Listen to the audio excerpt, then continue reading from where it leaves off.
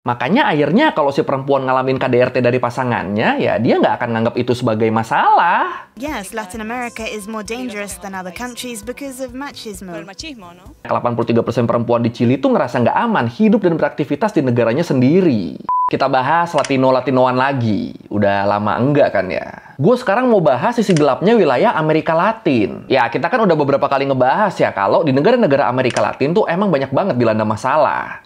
Mulai dari krisis ekonomi, pemberontakan, sampai teror kelompok kriminal bersenjata di sana. Nah, ternyata di luar masalah-masalah itu, Amerika Latin juga dikenal sebagai salah satu wilayah yang paling gak aman di dunia, khususnya buat perempuan. Dan hal ini tuh bisa dibilang berlangsungnya udah dari lama, dan salah satu penyebabnya adalah karena pandangan soal gender di sana yang masih patriarkis. Tapi emang seberbahaya apa sih wilayah Amerika Latin buat perempuan? Ya udah kalau gitu, ayo langsung aja kita bahas kenapa Amerika Latin dianggap sebagai tempat yang paling mematikan buat perempuan di Learning by Googling.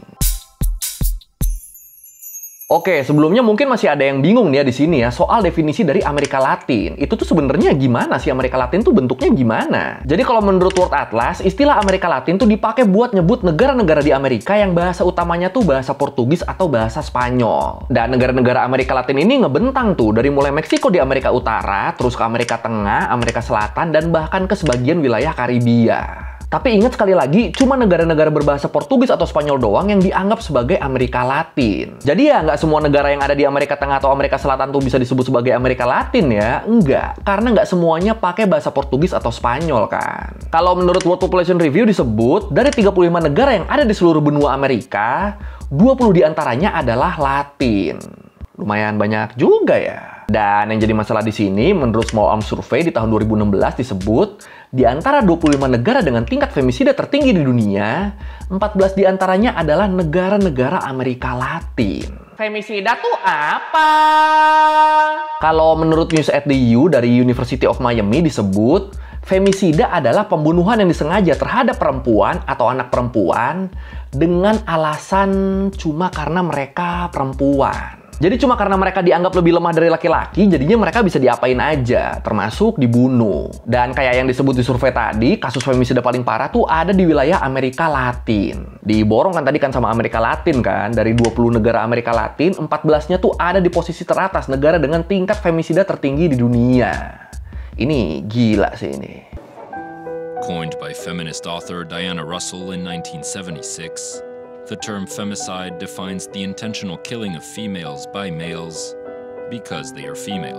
Kalau menurut data dari Gender Equality Observatory of the Economic Commissions for Latin America and the Caribbean atau GEO of the ECLEC dari PBB disebut, di tahun 2021 ada 4.473 perempuan yang jadi korban femisida di 29 negara di wilayah Amerika Latin dan Karibia doang. Dan angka ini meningkat dari tahun sebelumnya yang jumlahnya tuh sekitar 4.090-an. Atau ya berarti rata-rata setiap harinya ada 12 perempuan yang dibunuh di wilayah ini. Atau berarti ada satu perempuan yang dibunuh setiap 2 jam. Dan kebanyakan korban femisida di sana tuh usianya berkisar antara 15-29 tahun.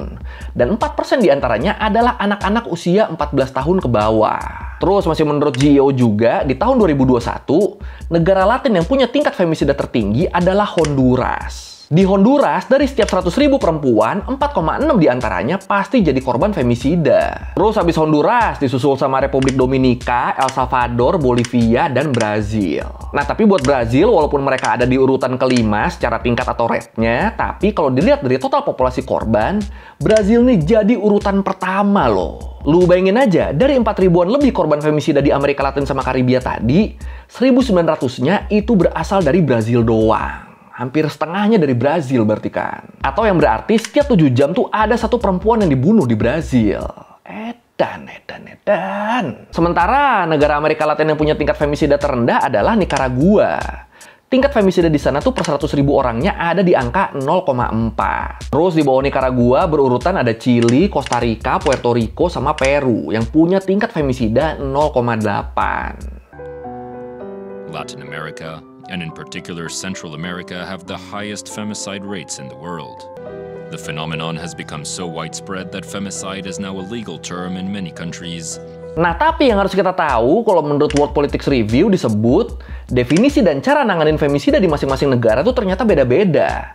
Dan itu jadi masalah. Contohnya misalnya kayak di Nicaragua, Chili, sama Puerto Rico. Negara-negara yang angka femisidanya tuh paling rendah di Amerika Latin. Padahal ternyata di lapangannya tuh kenyataannya nggak gitu. Soalnya di negara-negara ini, kalau ada perempuan yang terbunuh, itu bakal dilihat dulu tuh siapa pelakunya. Kalau pelakunya adalah pasangan dari korban, entah pacar atau suaminya, itu baru bakal dianggap sebagai femisida. Tapi kalau di luar itu ya dianggapnya pembunuhan biasa.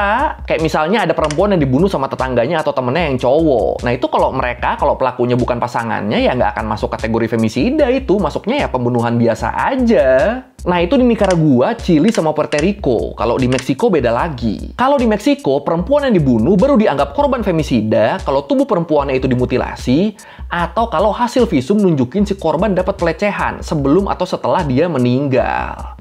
Kalau kayak gitu baru femisida tuh. Tapi kalau nggak ada dua itu ya itu cuma pembunuhan biasa.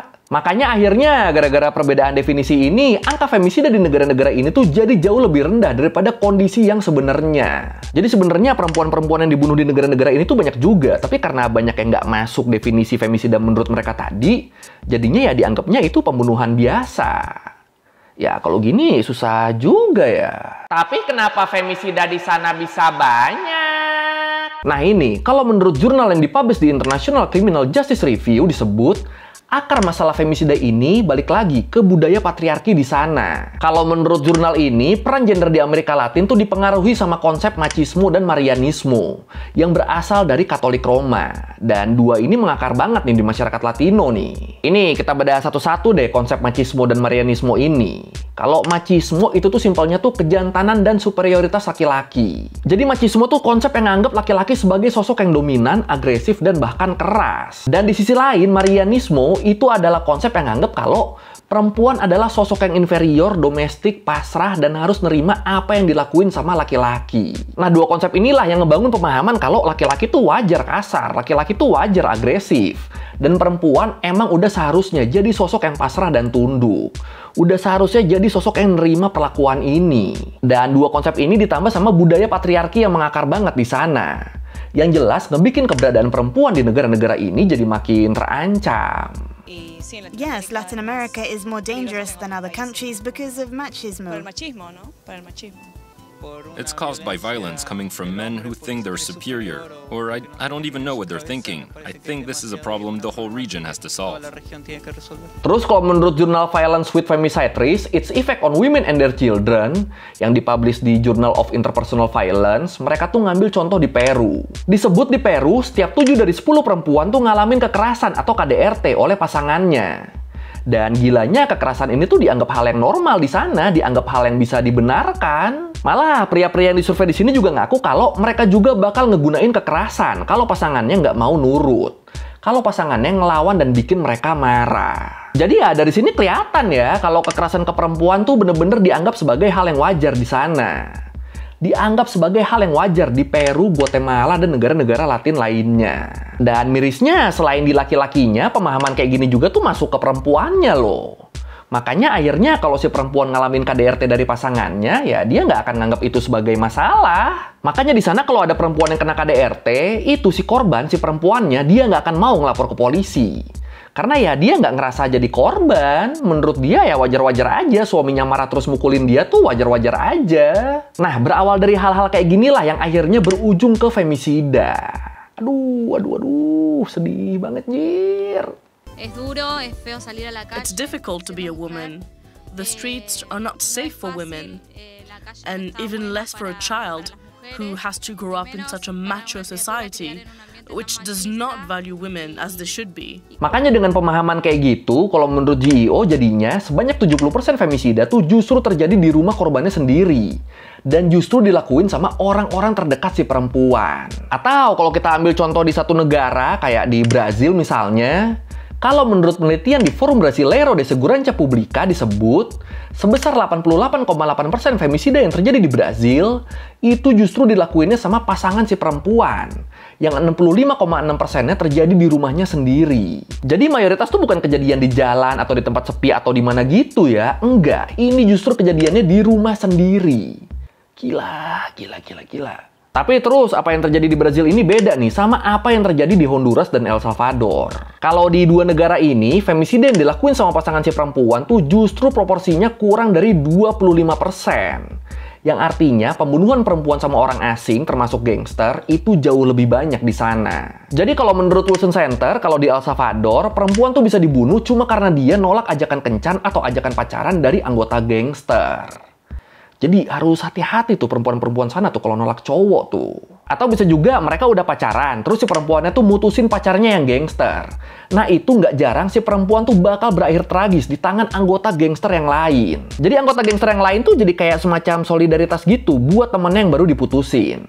Solidaritas dengan cara ngebunuh mantan temennya. Gila lu. Atau bisa juga kalau si perempuan ini pacar dari anggota gangster A misalnya, itu dia malah diincar sama anggota gangster B. Sebagai peringatan dan ancaman buat nggak macam-macam sama anggota gangster B. Itu bisa kayak gitu. Jadi ya bener-bener kayak dijadiin objek dan simbol doang ya perempuan-perempuan di sana tuh ya. Dan biasanya kalau femisidanya udah berkaitan sama kelompok kriminal terorganisir atau gangster kayak gini, itu pihak keluarga korban tuh juga takut buat nuntut. Soalnya kalau mereka berani nuntut keadilan buat anak atau keluarganya yang jadi korban femisida, itu bisa-bisa gangster yang berkaitan malah bakal ngeburu mereka juga. Ini kan ngeri kan kalau gini kan. Makanya akhirnya kebanyakan ya nyoba ngiklasin aja daripada urusan makin panjang kan, daripada kita yang ikut jadi korban kan.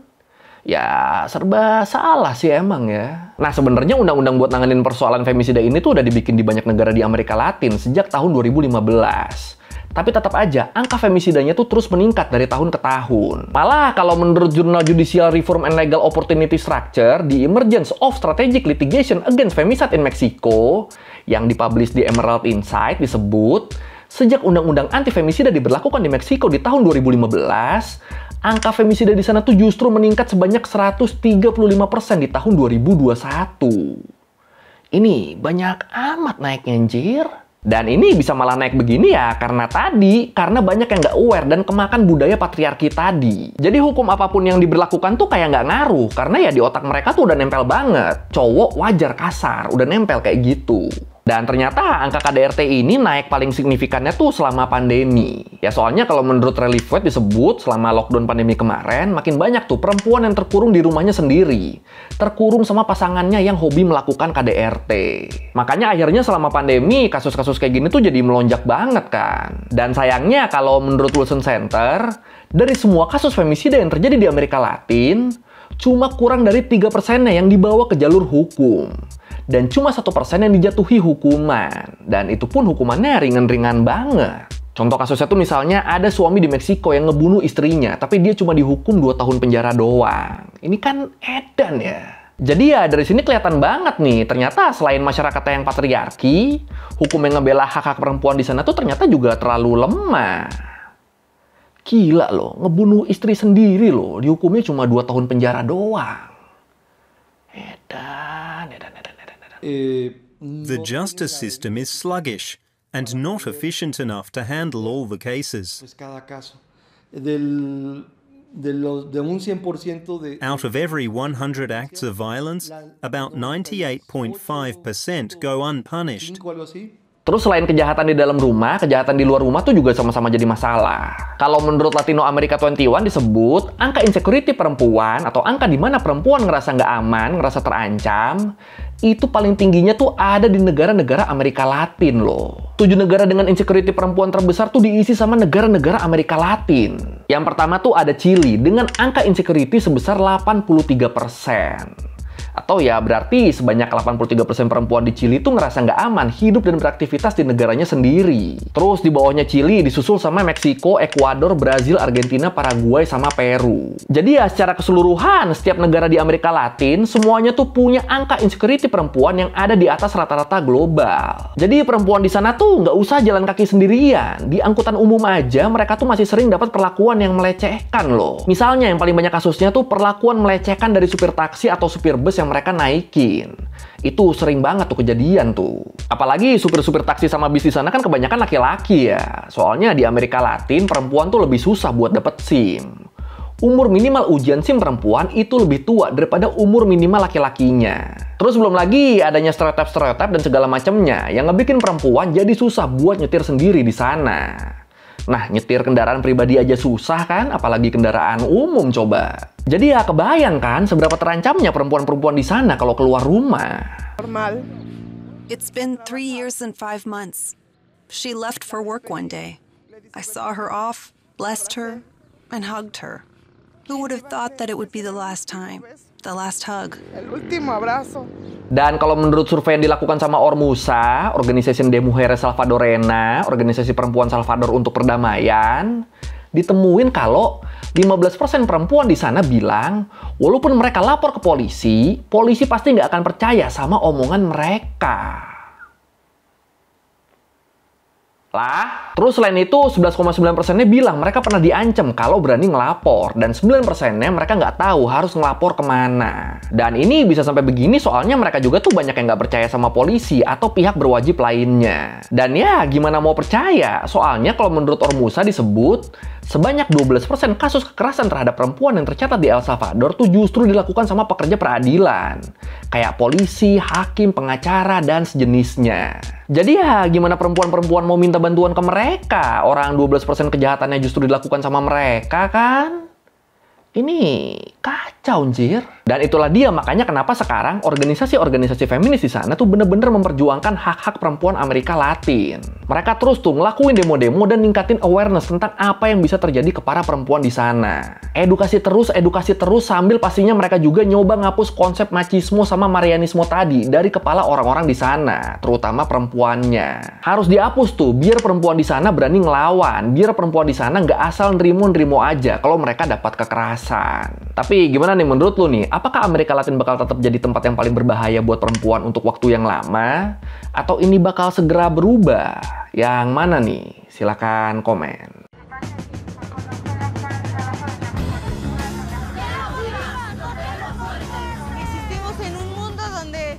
We live in a world where men have become used to feeling powerful and superior. Oke, sekian Learn by Going kali ini tentang kenapa Amerika Latin jadi tempat yang paling berbahaya buat perempuan. Dan ya, emang seserem itu sih ya dari datanya ya.